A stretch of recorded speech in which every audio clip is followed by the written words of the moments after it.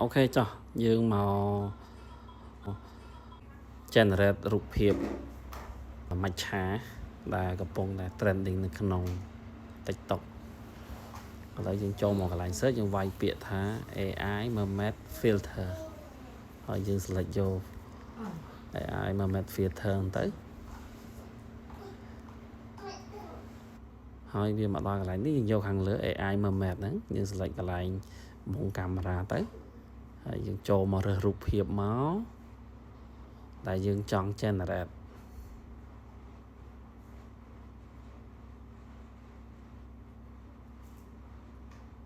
អូខេចឹងខ្ញុំ select យករូបកូនខ្ញុំ